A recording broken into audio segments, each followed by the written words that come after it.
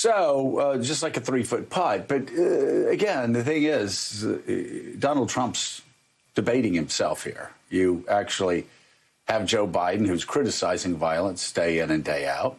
But no mention of Jacob Blake? Yeah, but Joe Biden is able to do two things at once. He's able to do two things at once. He's able to condemn the violence and also talk about the need for reform.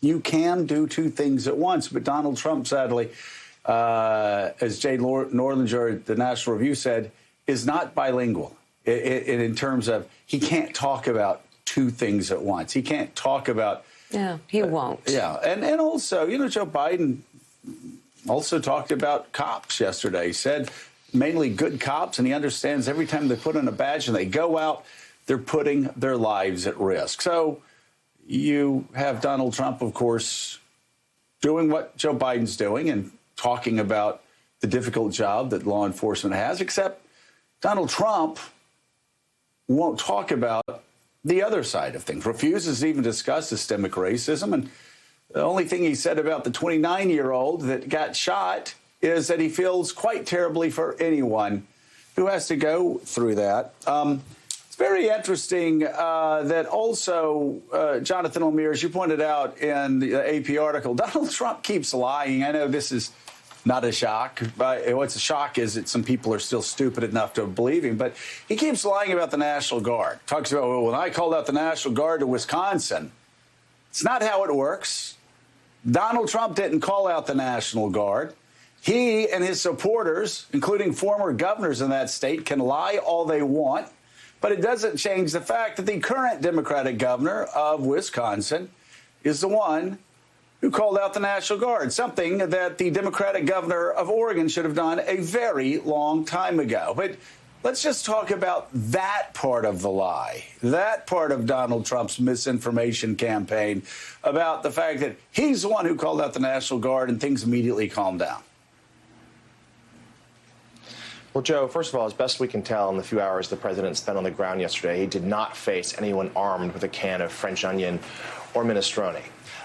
So that is a positive takeaway from yesterday's event. But there seems to be little effort here to do any sort of healing across the divide or addressing the underlying issues of what led to this violence. To your point first, that's correct. The president, of course, for a few days was calling for the National Guard to be used. That has been his sort of reflexive go-to instinct throughout any times we've seen scenes of unrest, frankly, dating back since the George Floyd protests kicked off in late May. But it was the Democratic Wisconsin governors. He was the one decision. He summoned the National Guard. But the president was quick yesterday, as we saw, to take credit for that, suggesting that that was what has led to the things to calm down in Kenosha the last couple of days. So we can fact check him very easily there, that he did not do that. The governor did. But this is another moment. We've always seen this president have real trouble trying to reach across any sort of chasm here to the other side. He offered very little understanding, frankly, all summer long about the idea of racial injustice, what fueled all of these protests. He mentioned, as we said, Jacob Blake's name not once. He was pressed repeatedly in questioning why he didn't talk to the family. He said that he had talked to a pastor who was associated with the family and that they wanted a lawyer to be part of the meeting, and he didn't want to do that.